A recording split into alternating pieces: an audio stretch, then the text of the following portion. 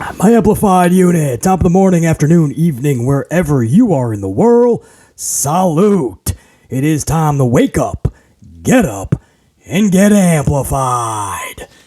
We have a lot to cover, man. There is a lot of news to go over today, man. I'm talking Miro. He could have been seen in AEW a while back. There was a plan presented to him, and he actually rejected Tony Khan's vision for Miro. We're going to go over that. We have the latest on Naomi. It looks like officially gone for WWE. And as much as I said she will find her way back to WWE, most likely by SummerSlam, something just happened, or at least word got out within the last 10 hours that might not be so likely anymore. Naomi might actually be following the path of Mercedes Moné, Sasha Banks. In fact, we have the latest on Sasha Banks as well, Mercedes Moné. We have, or we believe anyway, to be her contract expiration date for New Japan Pro Wrestling / Stardom. So technically, she could have a working relationship with Tony Khan, a forbidden door and beyond. Or does she make her way back to WWE? But I have that date for you guys, and it's a lot sooner than you may think.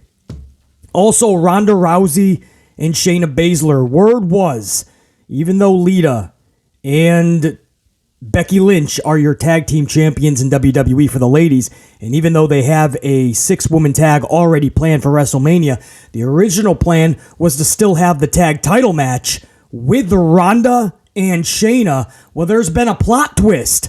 You're still going to see Ronda and Shayna, but it's not going to be how we thought we were going to be seeing them at WrestleMania. What is BC talking about? I'll get to that as well.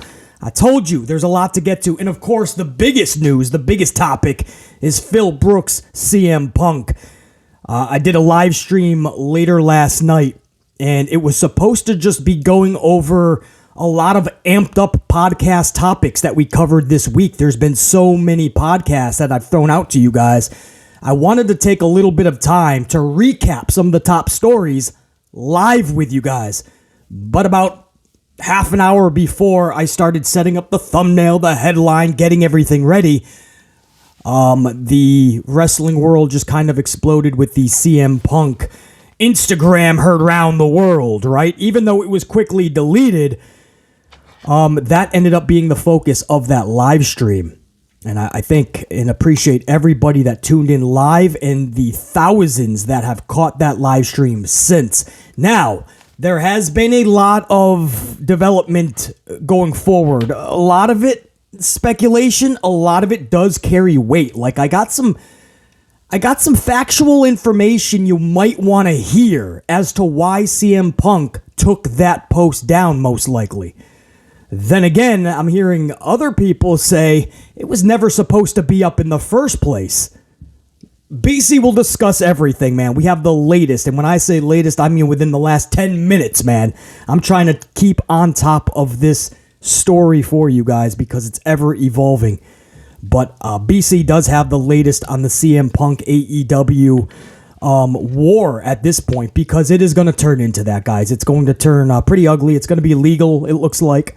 You're never going to see Phil Brooks back there again. And for anybody that thought this was a work, now you know it's not, right? Because now he's not even going after Elite. He's just going for the stooges, as he says, the locker room leaders. He's calling AEW a sloppy shop, saying that they wanted him to wrestle injured. I mean, there would be no reason for this to be in a storyline. And if this ever was to be a storyline, then Tony Khan would have to be worst booker of the century, and AEW would have to have their wrestling promotion license revoked. Because none of this should ever be a part of a story. If you were going to do a Phil Brooks invasion of AEW angle as a top heel with maybe even people behind him as a faction, none of this should be in the fucking storyline. You never throw everybody under the bus and make your company look that bad. And especially, man, this is nothing to play around with, saying that you want somebody to go in there injured. Just because it's going to be a quick squash, don't worry. And again, BC is going to go over the latest details, man. Some writing has been kind of let out there into the interweb machine, And this may tell us why Brooks immediately took that down. I'm going to go over that. That's going to be the first story, actually. Real quick, a few prerequisites. Much love and respect to all of my red team. Go! My full amplified unit. Do me a favor, smash that up. Greatly helps the algorithm, greatly helps the channel, and BC really appreciates that. Just take a moment. It's totally free. Smash that up. If you want to show another level of support, by all means, join the channel, man. Become a channel member. Earn your gold card. You instantly become a gold card member, and you get a gold card after your name, and that really helps BC decipher who's the top tier, so I can have a members-only chat, know who's in there. There's going to be a roll call later in this video, man. At the end of this vid, all of my channel members will get a roll call just so I can acknowledge them. They are the gold team, and I really do appreciate you guys throwing BC a coffee every month. It's pretty cool. And just do all the things. And also at the end of this vid, the super thankers, man. There's a thanks button down below that YouTube put in case you want to tip the content creator during regular uploads. And it's still so trippy when I'm in a Starbucks line or I'm waiting for coffee and I get a highlighted notification that's usually a thanks, and it's pretty cool, man. And I know it's always for my tried and trues, because who else is going to throw BC a coffee on a regular upload? My people, that's who.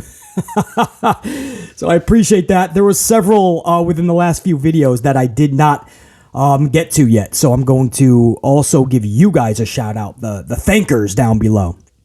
All right, that's the prerequisites. Much love and respect. I'm going to get a huge swig of coffee. We're going to come right back. We got to talk Phil Brooks, CM Punk, in this current war with AEW.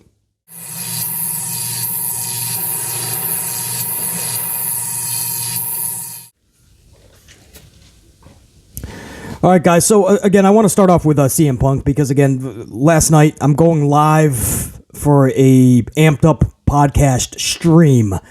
And just minutes earlier, I find out that CM Punk and AEW are basically at war. I find out about this Insta post, and I originally had intended to just go over a bunch of topics that I had covered in the Amped Up podcast throughout the week because I put up hours and hours of content.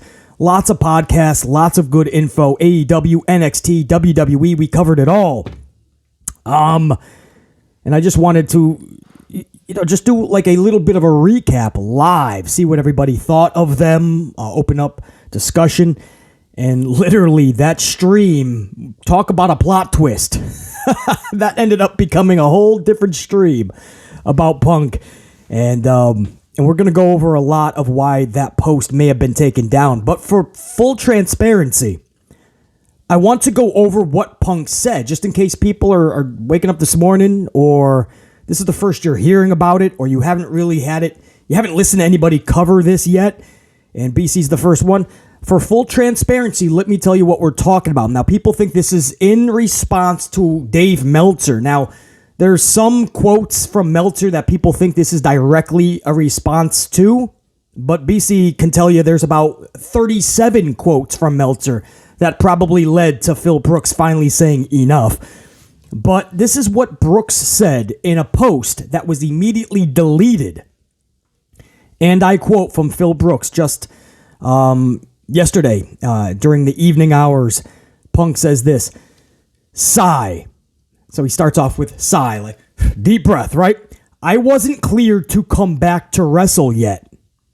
The plan was to wrestle at the pay-per-view. I sat and listened to Moxley's Rocky 3 idea. I explained how I had never seen Rocky the movie. And you talk about being honest about that. 10 years ago, I remember Phil Brooks put up a post telling everybody that he's never seen the Rocky series, not one of the movies. So that's pretty legit. That's how you knew it was Brooks.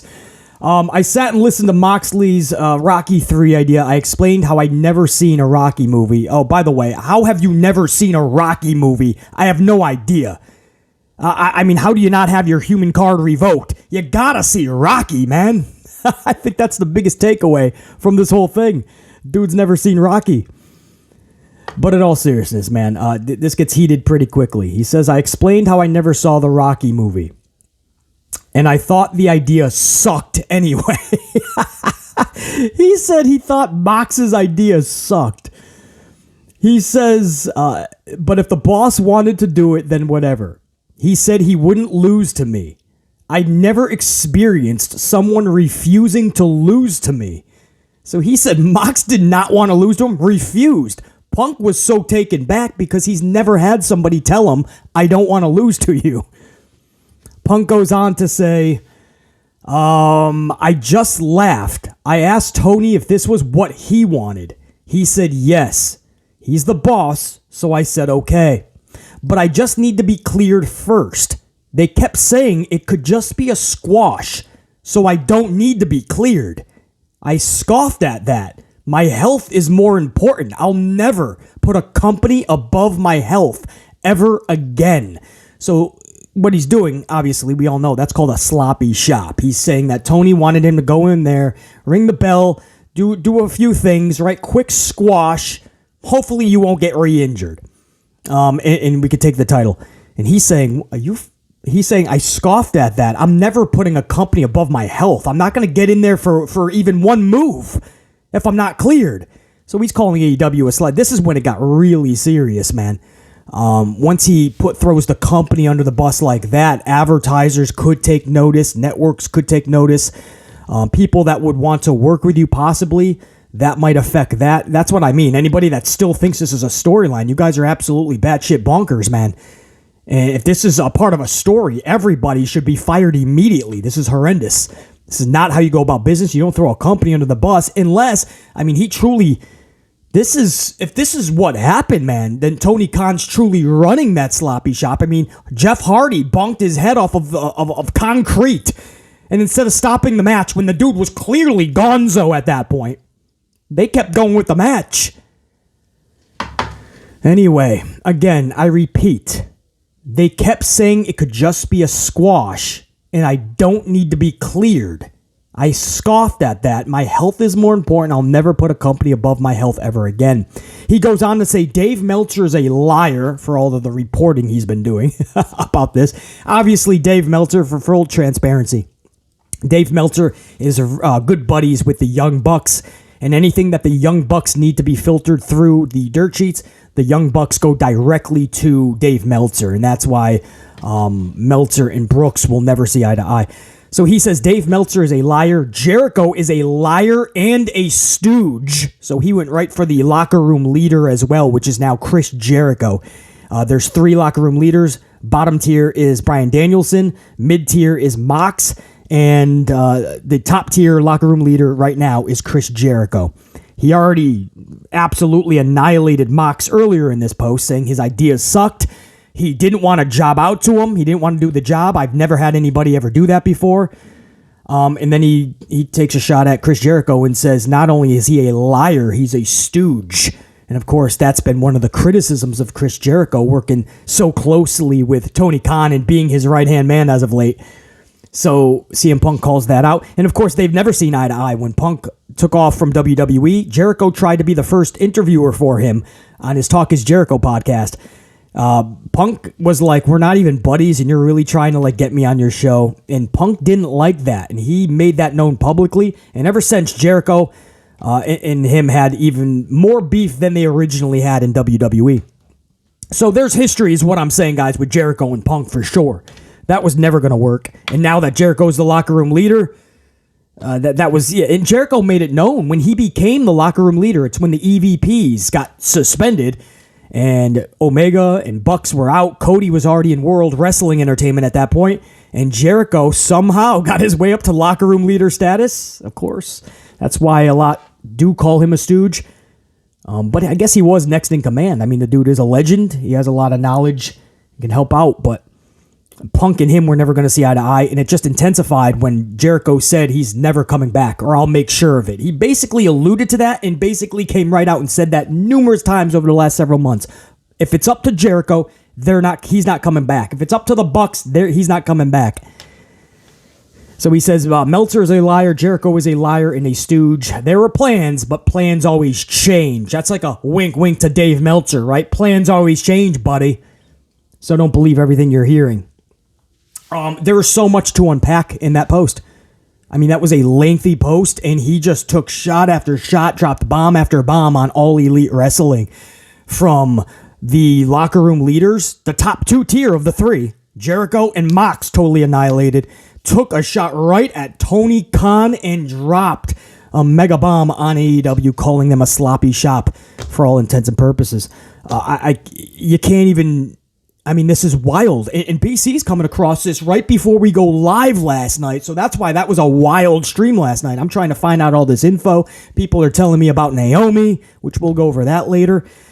It was wild, man. And I told you guys, this stemmed. I bet you he got even more heated when he saw, not just heard, that the Elite segment to start Dynamite, that segment was in the parking lot with a big trailer right next to the ambulance. And they of course, Punk is on that trailer. For those that don't know, it travels all around the country. And it was blocked by cardboard and tables, guys. It was so tacky. It's almost like it's not almost to BC. I know this was done with purposeful intent. Cardboard and tables. It's like they knew. You've seen this truck so many times. A lot of they're diehard fans, right? And that's what most of that 950,000 fans watching Dynamite. A lot of them are tried and true. They know that truck. They saw the whole middle blocked with cardboard and tables. How tacky, man. It's like a Walmart DIY project, right? Do-it-yourself project. You got all the materials from Walmart, and you're going to patch up CM Punk's face so he's totally shaded, cut out.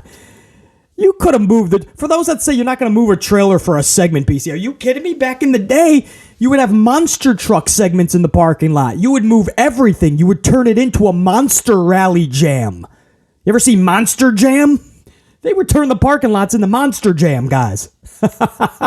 Don't tell me you can't move a trailer. They're union workers, trailer truck drivers. They're part of a union. And what you do while you're there is you get to sit in catering all day or sit in your truck. You don't do anything, guys.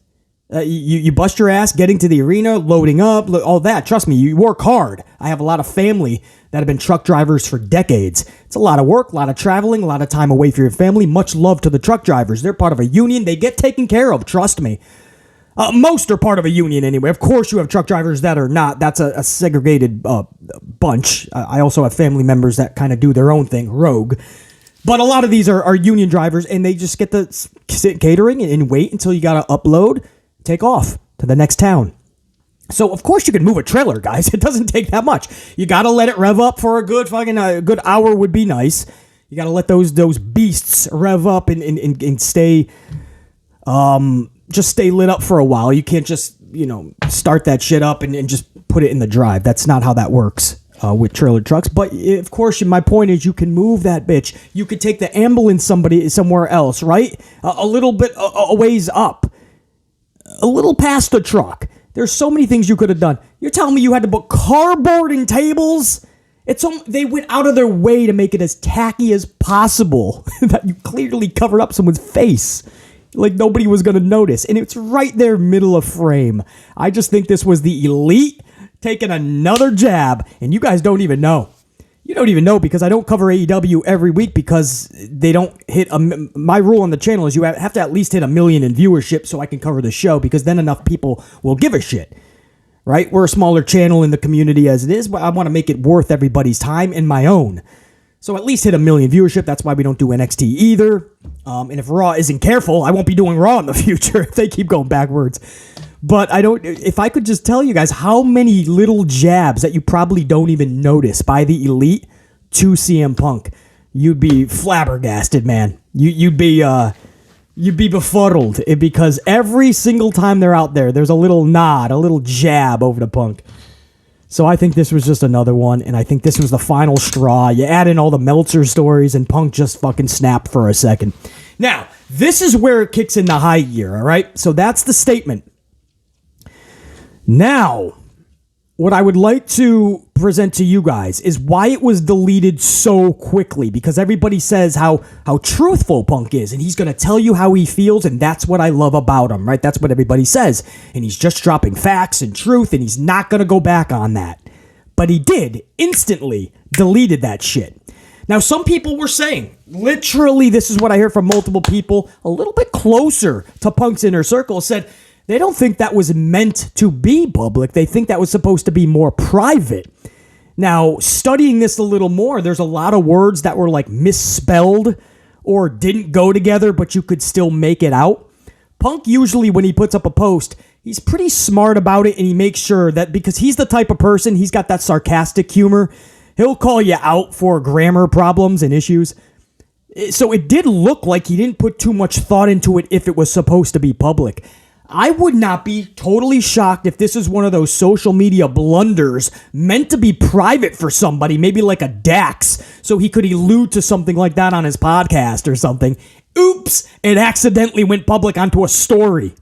You know, you spend so much time on your phone, you think you're on one thing, right? Have you ever fucking texted somebody and it was meant for somebody else? And you're like, oh no, I did not just tell them I love them. Oh, but you know what I mean? Could you imagine if this was a mistake and it literally just burned that bridge to the ground? Because that's the final nail in the coffin. There's no way Brooks comes back now. AEW would look so stupid. And Brooks isn't happy as it is. Why would he be happy coming back to a locker room that's even more divided? And now you just fucking raised the tensions tenfold, even more amplified. But there's a chance that that was absolutely a mistake. However, this was floating around within the last hour. This was floating around the interweb machine. And this is from the talent protocol sheets that they get. When you, for AEW, every company has them. WWE's is probably similar, but obviously different in many components. But AEW's talent protocol, this is when you sign up with AEW, you have to follow this. These are legal protocol sheets, guys. Part of their little packet that you get, their legal packet, right? So this was floating around, man. This is legal. Now I'm going to read this word for word, all right? This is going to be legal jargon. You might get a little confused with the legal. I don't know, but I'm going to read this. This is my first time reading it in full with you guys. Interviews and public comments for performers. This is from AEW's legal department, given to everybody when they sign up with the All Elite Wrestling. And I quote legally from AEW, "It is critically important that private, sensitive, and confidential information regarding any and all AEW matters be kept confidential. To that point, it is essential that we address and resolve matters privately, in-house, rather than through the media or on social media. Neither of those platforms offers opportunities for meaningful dialogue or resolutions. In keeping with the highest standards of professionalism and respect for AEW, our staff and talent roster, the following acts will be subject to immediate discipline by AEW, including fines, suspensions, and even termination of your engagement. Number 1, criticism of AEW, which includes but is not limited to the following: comments regarding the quality of AEW's management team, other members of the roster or ownership, including our TV partners, or decisions made by ownership or management. Public accusing ownership, management, or any member of the talent roster of acting with bias or in any way questioning the integrity and posting negative or derogatory/demeaning content pertaining to AEW and its owners, its partners, and or its sponsors. Currently DraftKings, Price.com, State Farm, etc. on social media. Disclosure of confidential information.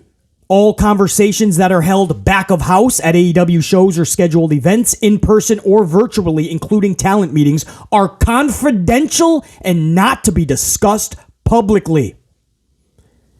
Number 3, directing abusive, profane, or threatening language towards AEW. Talent and employees must maintain proper respect for AEW at all times. Offenses against AEW include verbal or other non-physical abuse. This applies at all AEW event locations, including at the arena or event venue, airports, and other transportation modes to and from an AEW event, and at hotels or other accommodations provided in connection with AEW. Number 4, public criticism of fellow team members. AEW policy prohibits public criticism of fellow team members. Such prohibited public statements may include, but are not limited to, accusations or criticism of fellow team members or the organization as a whole. Accusations or criticism of tactics, style of wrestling of fellow team members, and accusations or suggestions that certain issues consistently occur in a particular match. Innuendos and indirect statements will also be considered prohibited. While understanding that social media can be used to help advance storylines, first, please check with those with whom you are working before posting. Feel free to run potential posts by Christopher Daniels, coach and member of legal/HR or PR team before posting. So they want you to go through Christopher Daniels, one of the legends in the business to BC, a coach or a member of legal/HR, human resources, or PR, public resources team before posting. These policies and accountability measures will protect you, your colleagues in AEW. If you have any questions or concerns, please reach out to talent development or legal HR to discuss. Guys, that's massive. Phil Brooks, he breached every one of those, if you think about it, man. He literally breached every single one of them. Number 4, public criticism of fellow team members. He went through all of accusations and criticism of fellow team members or the organization as a whole. Criticism of tactics and style of wrestling. Stories, basically. Saying Mox's shit sucks publicly. And what the storyline was. He's talking about the storyline. Comments regarding the quality of AEW's management team and other members on the roster. I mean, this whole thing, you could say Phil Brooks absolutely fucking took a shit on it, lit that bitch up, and watched it explode. I mean, he breached every part of this. Section 19, interviews and public comments on the talent protocol sheet, legal protocol sheet. I mean, you can't make that. So if this was not a mistake, that's definitely why Phil Brooks was told to take that shit down. It's probably his own legal team that said, you may want to take that down. It's already too late. It's already out there. We're probably going to get legal notices, but let's try to ease as much damage as possible right now. Take that down, please. It was probably Brooks's legal team. Either way, his legal team has been sent to paper by now. This looks like it's going to become a legal mess because Brooks literally just lit the whole company on fire with that post last night. And in effect, called them a sloppy shop. I mean, I don't know how this ends anyway, but legally, I think they have to cut ties with Punk now just to save face as a company. I think Brooks is only going to find his smile if he's done with AEW once and for all. This is turning uglier than CM Punk and WWE. Isn't that insane? I mean, you never would have thought that would be uglier. They gave this guy papers on his wedding day. And he said, I'm open to taking phone calls and listening to what Paul Levesque has to say if he ever wants me back. Brooks said he would think about going back to WWE. He said that. Well, he said it before he took the Fox Sports job with Renee and Saraya Page and doing WWE review content for Fox Sports. And he said it during his time there and after the show was canceled. And yet this seems like it's getting even uglier. And he does not sound like he likes any of the people that are ahead of him in AEW as far as suits and ties or locker room leaders. I mean, the executive vice presidents, zero respect and a big feud. The Bucks and Omega cannot stand Punk. Punk cannot stand them. Those are executive vice presidents. That's a problem. Punk doesn't like the locker room leaders, Chris Jericho and Mox. They don't like him. That's a massive problem. They're two of the head dudes in AEW and the locker room leaders.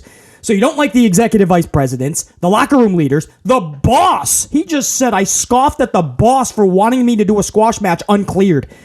How dare you? I'll never put a company above my health again. Don't you know my history? Don't you know what happened with WWE? And you're going to ask me to ring the bell injured?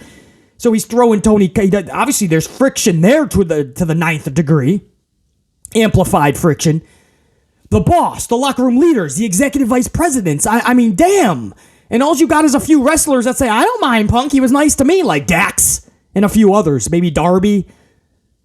Just like in WWE, there was a handful, right? Like a Kofi Kingston, Big E, a few others, right? He had like a handful. 5 to 10 dudes didn't mind him, and the whole locker room never had a nice thing to say about Phil Brooks. I saw something awesome earlier. It went like this, and I might butcher this, but if you come across an asshole in the morning, you came across an asshole in the morning. If you come across assholes throughout the whole day, you are the asshole. I love it. And there's nothing wrong with that, BC. You know, there's a lot of asshole in BC just from how I was raised, the obstacles I had to go through, had to always have that armor up, that shield. I always had to be ready to rock out. And it hardens you in a little bit to the point where, you know, you're a prick to, especially to strangers. You're a dick, you're a prick, you're a jerk, you're an asshole.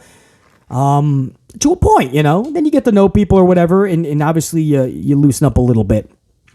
But but everywhere you work, man, I mean, when you become the common denominator of everybody's misery, then at some point you're gonna have to get Das Boot from everywhere. And what happens is we call that burning bridges. When you bounce around from so many places and you leave those places worse than they were, you are actually just burning bridges, man. And especially when it's harder to even go back because a lot of people don't want you back. That's called burning bridges. And it just seems like he does that a lot. I'm not picking sides here. Trust me, man. I on one hand, it's like, how can you blame Punk? He's had enough. Everybody takes so much shots at the dude, and he finally just let loose.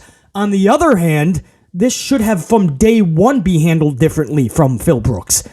So on one hand, I see where he's at. On the other hand, he botched. For AEW, on one hand, I can see how miserable it would be to have to deal with somebody like Phil Brooks on a daily basis. That must be a headache and a half. I feel for WWE a little bit. I feel for AEW. I understand. On the other hand, AEW botched because they should have handled this much more properly, much more mature. Nobody's right in this situation. That's the funny thing. Everybody takes sides. Brooks, I'm going to take the side of AEW. Nobody's right because they're all wrong. They all handled this like immature little bitch boys. And if anybody just stood up like a grown fucking man for a minute, we wouldn't even be at this point. And Brooks would be handling storylines even injured, helping to sell aspects of that company. Instead, here we are, man. And if you really want to see Phil Brooks back in wrestling, well, I don't see how that's happening now. Not in AEW. Next time you see Phil Brooks, it's going to be WWE. I don't know if that's going to be a Hall of Fame or does he have one more year left in him? According to Paul Levesque, can they work out a deal? BC says that should be it. It doesn't seem like Brooks just finds his smile in wrestling anymore. It doesn't seem like he's happy with wrestling, and wrestling does not seem to be happy with Brooks. It could be a situation where Phil, CM Punk, Brooks, and professional wrestling have to get a divorce. That sucks to say, but sometimes in life, a couple gets together and it just doesn't work out long term. You have to get a divorce. You can only stay together for so long because of kids, or you're hoping it's going to work. At some point, you just got to call it what it is, a failed relationship, and you have to get the divorce.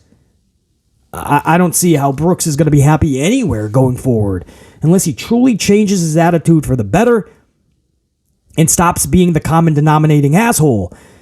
On the other hand, I don't see how these promotions are going to be happy with Phil Brooks. I mean, is it really going to change if AEW brings it back? Is the locker room going to magically become fucking shitting rainbows?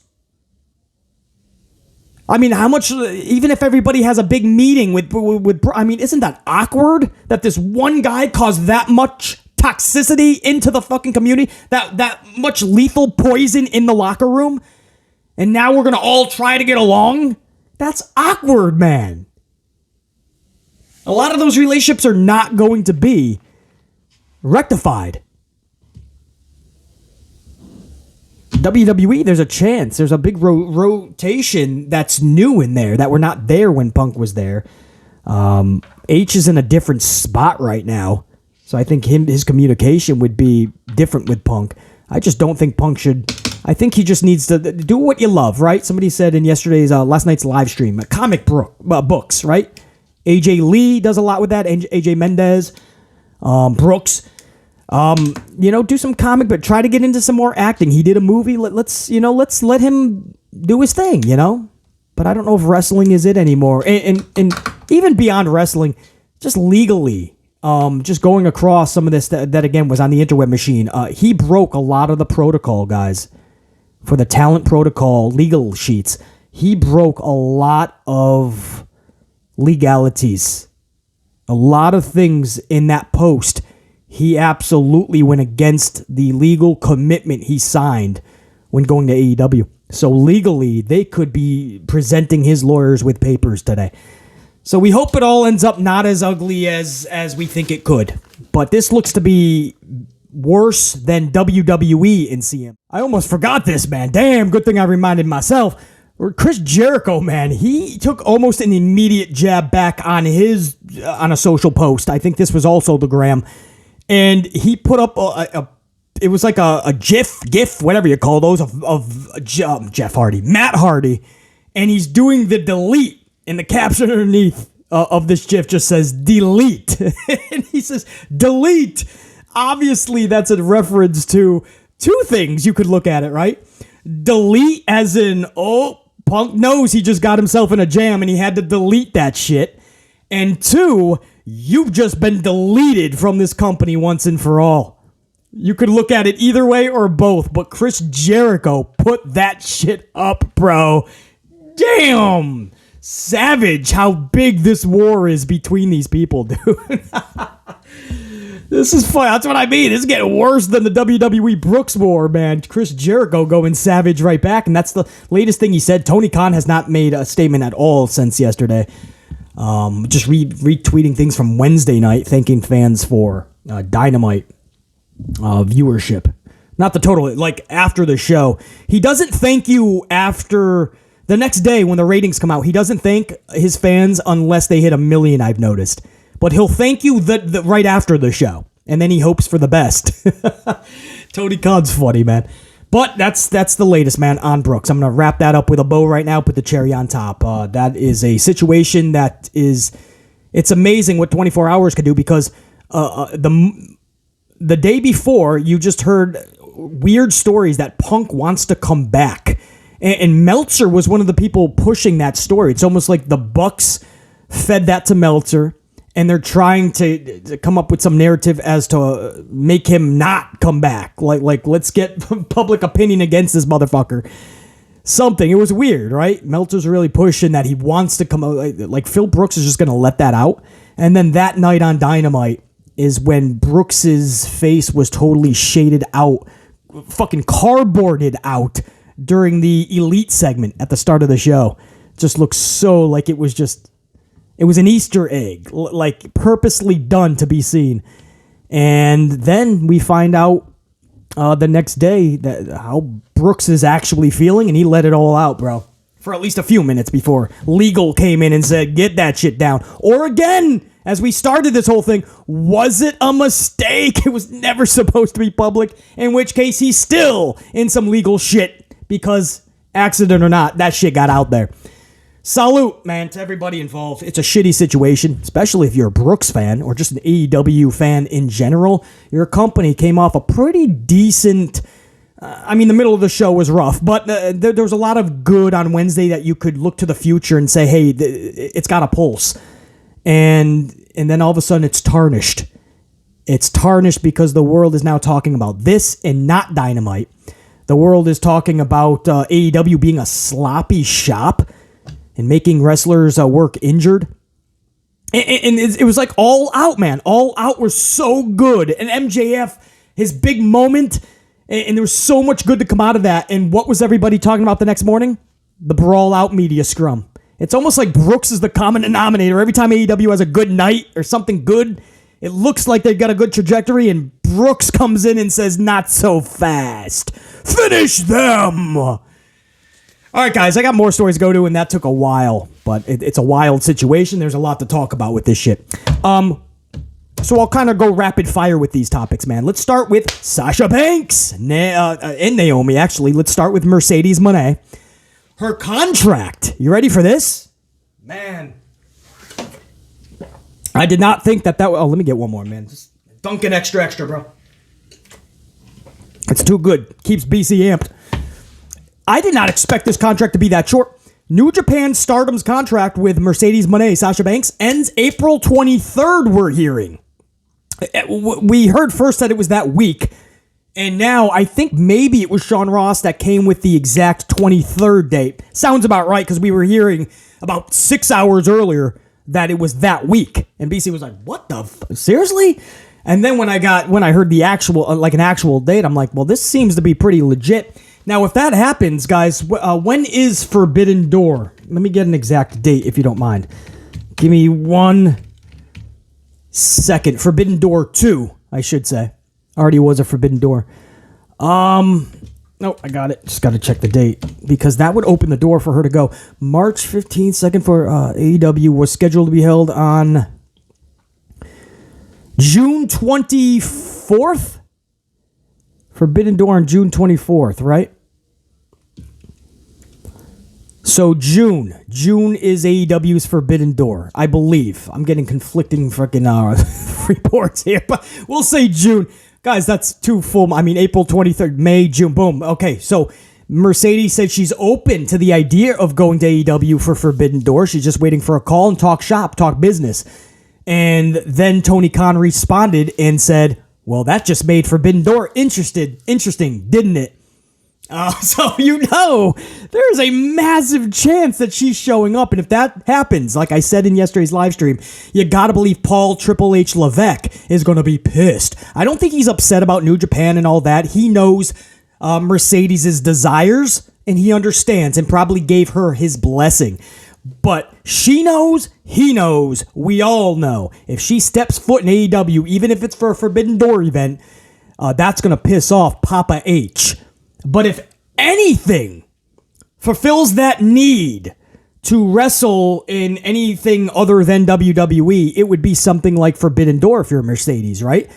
I mean, this is exactly what she wants, right? New Japan, the stardom, and take on all these Japanese talents, and just work her way around the world, work for all these organizations, really test the waters, do what she was not able to do with WWE.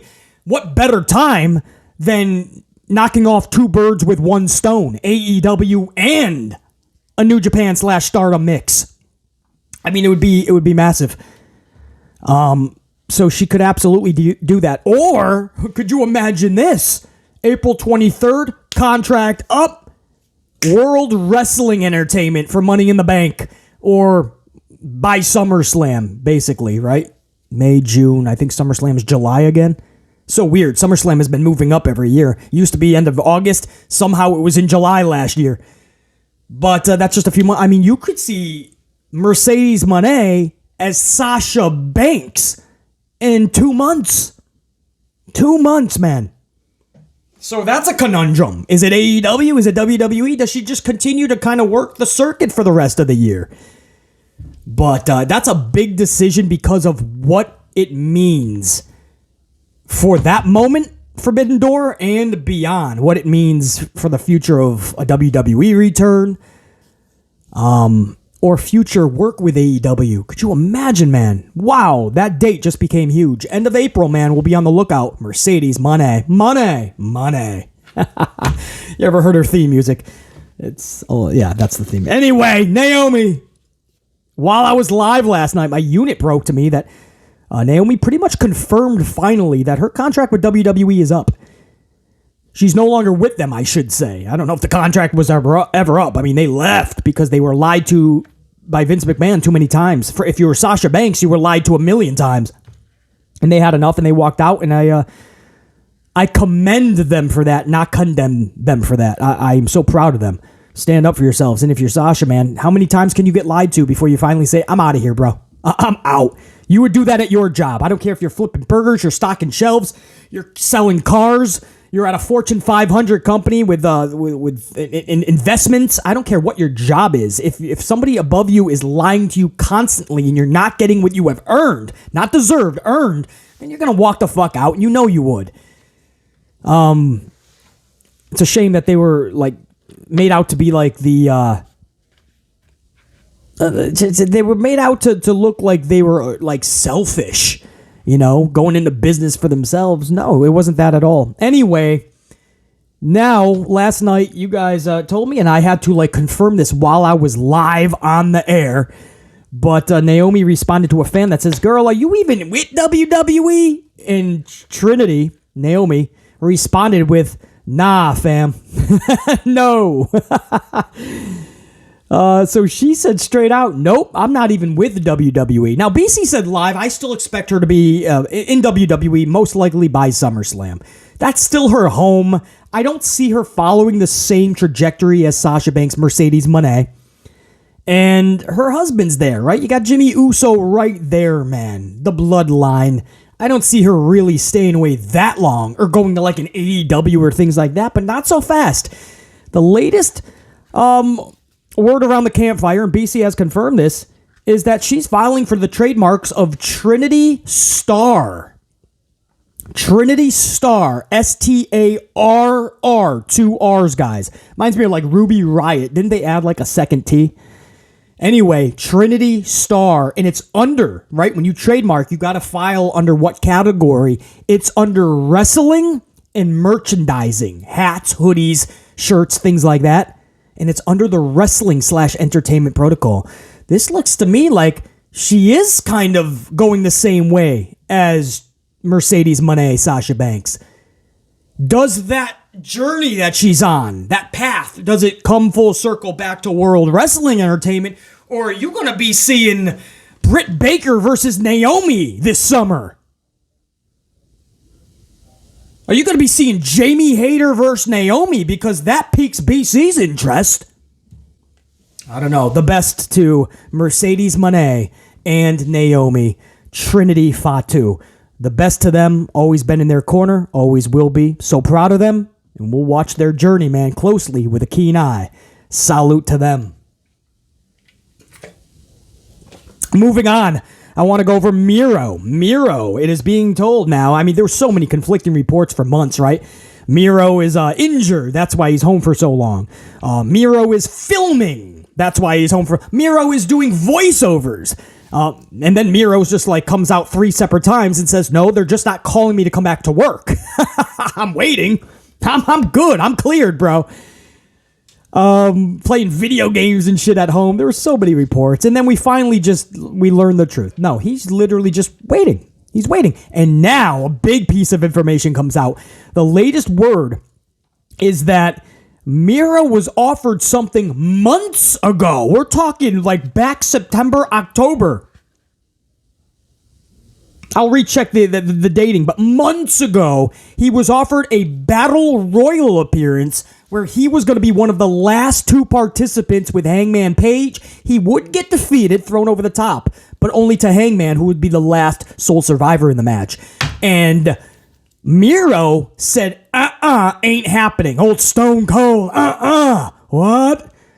Please, Tony's like, please, just do it, man. You're going to be the last 2. What? The last 2, Hangman's... What? Miro's like, check you. I'm hanging up, Tony. Click. He just said no to Tony Khan, bro. That's funny. And he stayed home ever since. Or Tony got pissed off. This would maybe be a reason why he never called him back to bring him back to something bigger, better, or just anything. Tony Khan might be pissed.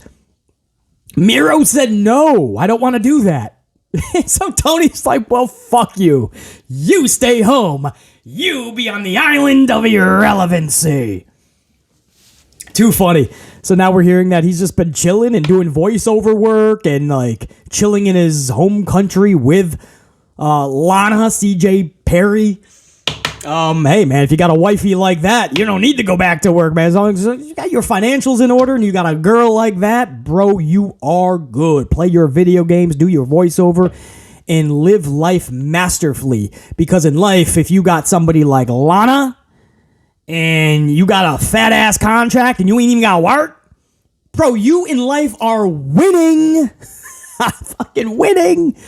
So no shade there, man. Miro, do your thing. It's sad because a lot of people had such high hopes when Rusev went over to AEW to become Miro. A lot of us really had high expectations. Because for the longest time, we said somebody like an AEW, for instance, a Tony Khan, hopefully they'll know how to utilize Rusev better because there's so much potential there, right? There's so much that Vince failed to do with him and botched.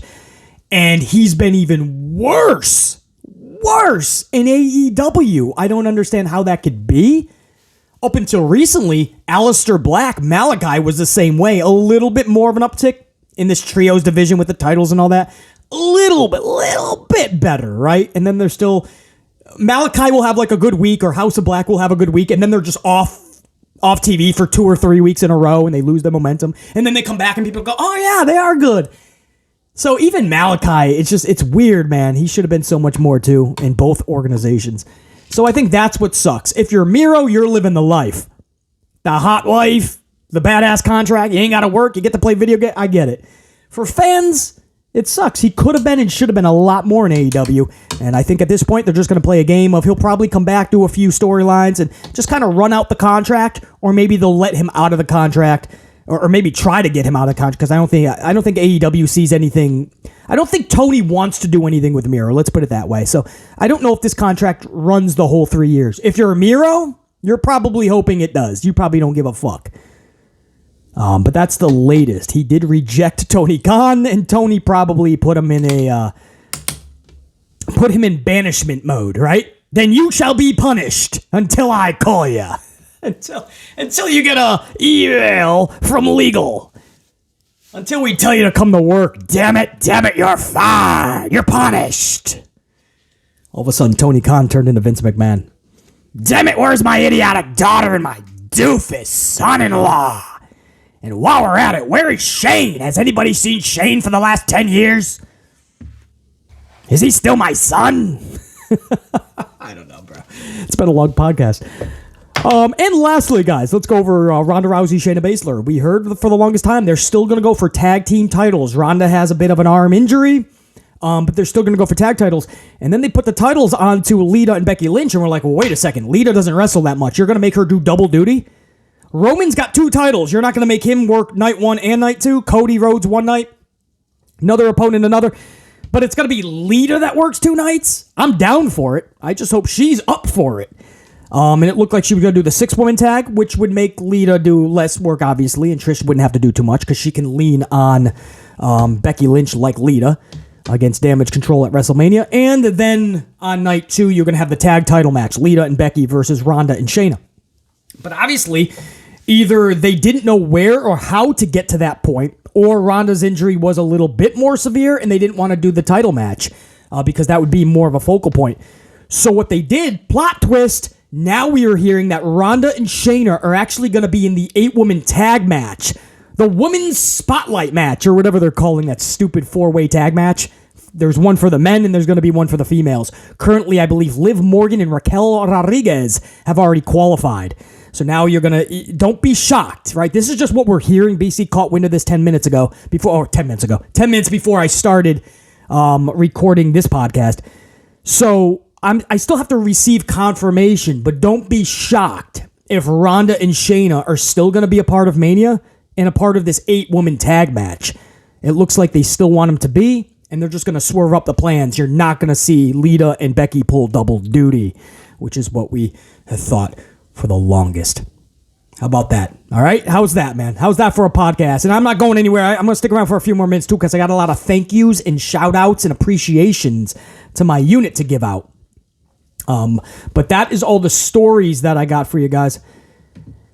And first, I have to go over, or I would like to anyway, don't have to, but I would like to give a shout out to my super thankers, man, which is down below, that little thanks button that Tube put in. It's a way to show appreciation to your favorite content creators. You can throw them a coffee, a beverage, I don't know if they like burgers, but it's a way to say thank you on regular uploads, guys.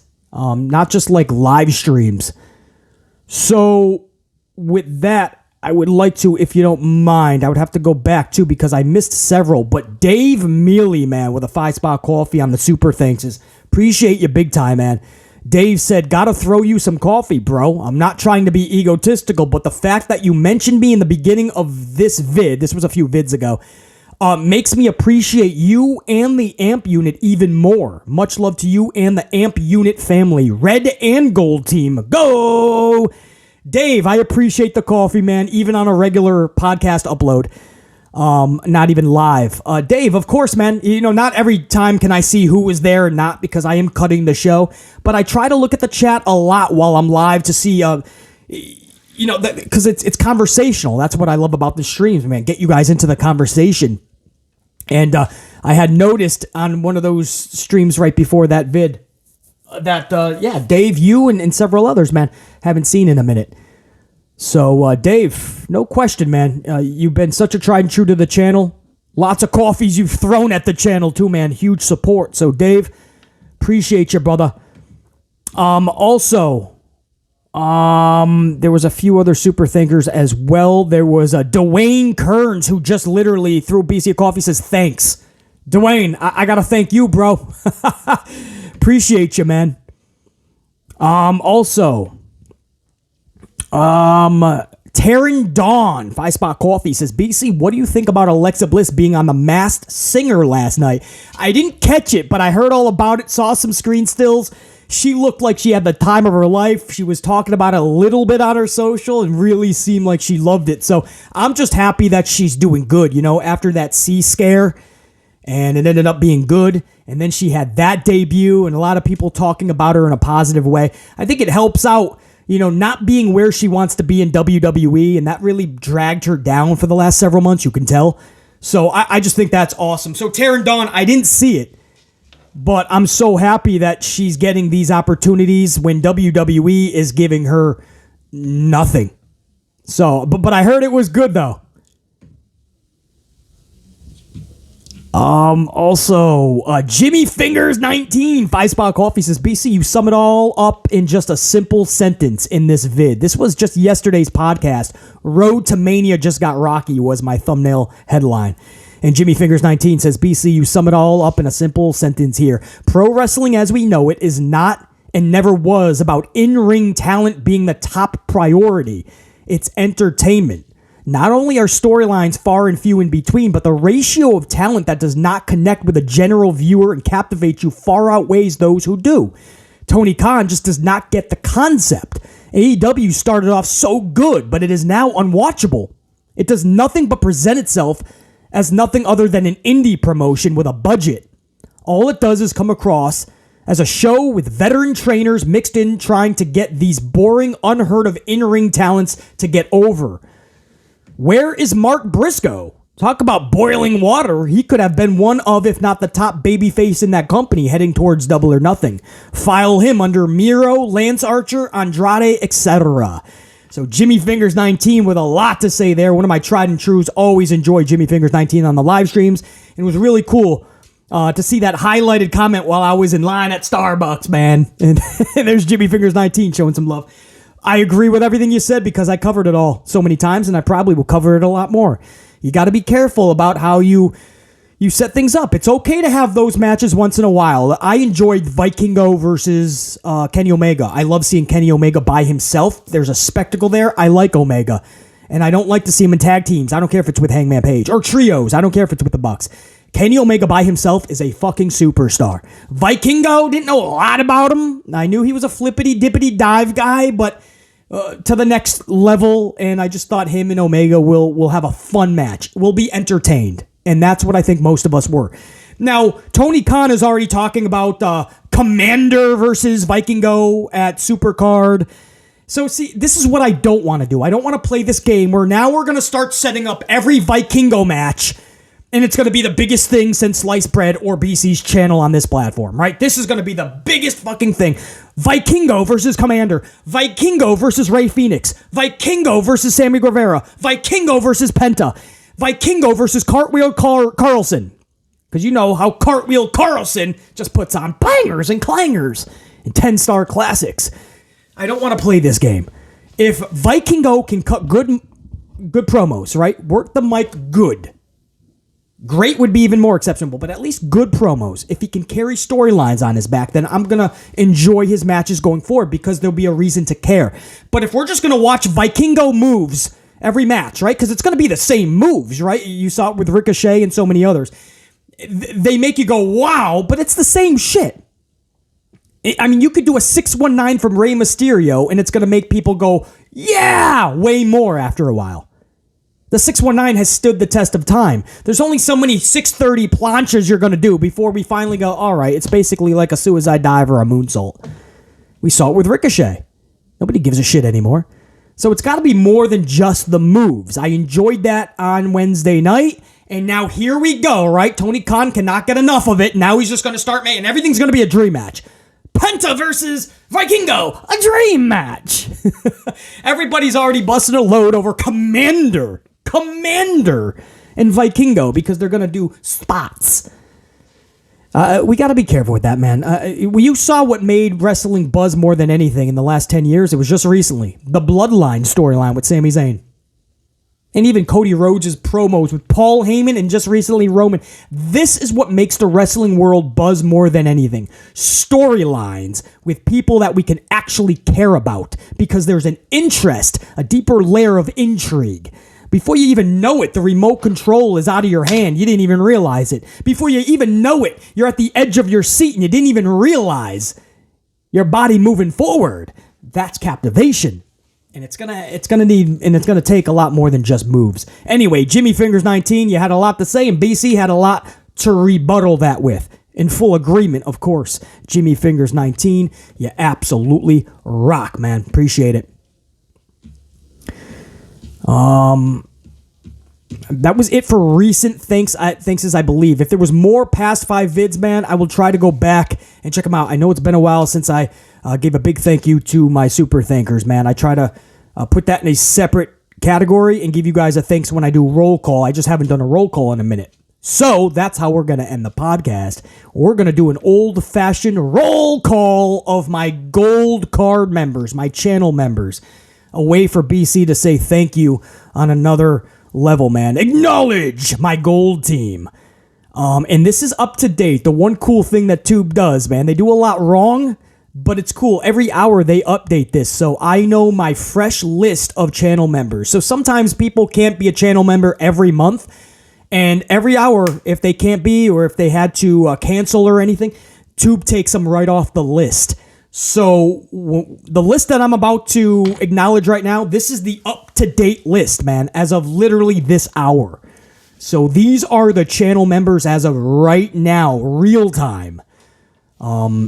Everybody else has already been taken off if they had to cancel out for whatever reason. So this is a shout-out.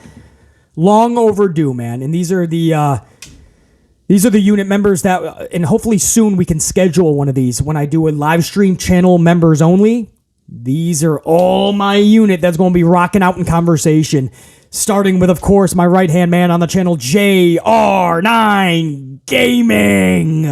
JR9 Gaming, man, I cannot thank you enough, man. Always so great to have you in the live streams, especially because I know I got somebody that, if I got a question or I need something quick, JR9 Gaming, right there, man. And he was actually the first ever channel member, man. Pretty badass. Godswilla, who I believe just live stream. Within the last 2, I think it was the last one, Godswilla just celebrated 3 straight months as a unit member. Godswilla, salute. One of my first channel members, Jack Brewer. Jack Brewer, Jacqueline Robinson, Sir Charles in this bitch. Anthony Boley. Sadiqua Flowers, Ray Foreman, Kim T, Dante Jaron 23, A. Merrick, Carlos Ray. I got Sadiqua, right? Yeah, I got Sadiqua Flowers. I got Ray Foreman, Kim T, Dante Jaron 23, James Miller, A. Merrick, Eric Leno, D. Carre, Cy Parker, CJ White, PB Silly Pride, Sam Byers, Ash Steggles, DJ is a Prodigy, Alicia Vukovic, Batty Banks, Trina Scott, Pimp Jesus, Janelle Layton, Raymond Karan, Nessie Sunflower, Discovery Metal Legion, Santivia Major, Jared Kelly, James Shrimp Fajitas. Keep rocking, my bro. G, a.k.a. True Life to God, WWE, AEW, Marvel fan, K. Doherty, Christopher Blackshear, Network guy Dave, Eric Decker, Jay, Dwayne Piazza, Quentin Gilbert, Pile Driver, Finisher, Savage, 1024 The Punisher, Brand Q featuring Quincy, Rachel Raka, Big Mr. Big 200, Titan Poetic Chef, Smokey, Eric Newton, Jamal Straken, Venus Soldier 92, Robert Hurt, Snake Venom, Silver Black 31, Jimmy Fingers 19, Sterling Range, Ozzy Edwards, Clutch City Fan, Taryn Dawn, Jane Donnelly, Buggy, Unique Butterfly, Ray Hunt, Kevin Johnston, Sabres News Consolidated, The Up Channel, Colin, TR Man, Blitz 2K5, Dave Mealy, Easy Does It, Aflaka Morans, Angel Alega, Renee G. Renee G, you should be back in the next Super, or the next live chat, I believe, man. Renee G took it off of the channel, and it takes 4 weeks to get back onto the comments in the live streams. There's a little bit of a 4-week initiation period to get into the amplified unit live stream chat. So Renee G, you're on your way back.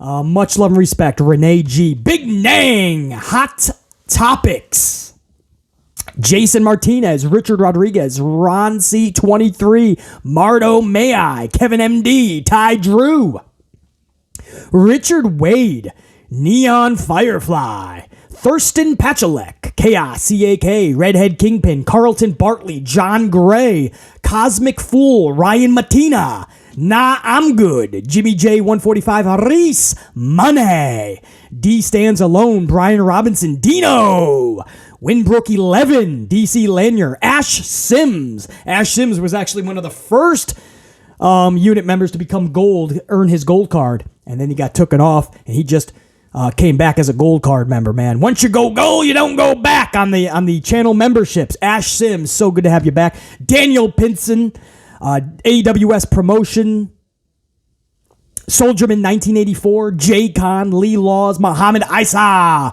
Willard Bayless, Sean, Freestylers Inc. Podcast, and I believe that's everyone. Now, any new channel members that jumped on today, guys, you will be in our next shout-outs.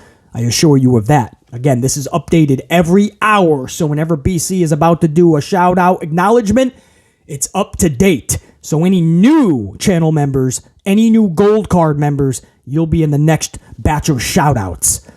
There's one prerequisite. If you're going to be a channel member, you always have to have that gold card activated. You got to be top tier in the amplified unit, all right?